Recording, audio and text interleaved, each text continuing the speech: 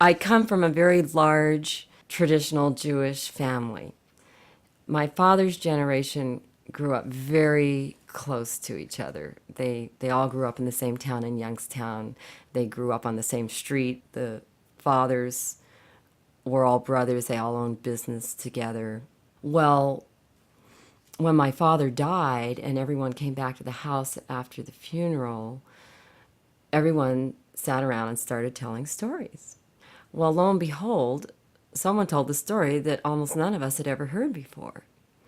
When there was a 5 year period that my grandfather and a couple of his brothers, Uncle Morris and Uncle Abe, lived in New York, and they decided as an investment that they would buy this hotel, which they did.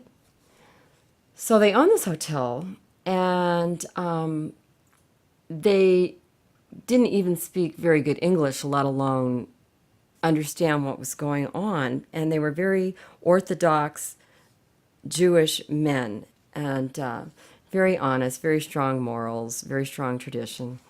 Well, they owned this hotel and they couldn't figure out what was going on because these women would show up and a man would be with them and then they'd leave and then somebody else would show up, but sometimes they didn't even spend the night and they just couldn't figure this out. And then this man would show up and he'd want some money from them, and they couldn't figure out why he wanted some money from them, but he had some explanation of why they had to pay him some money to have this hotel on this corner.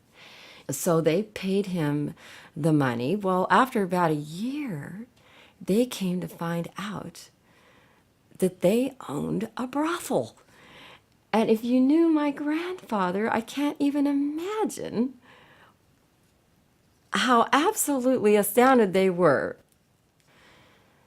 Of course, they sold this hotel as quickly as they could.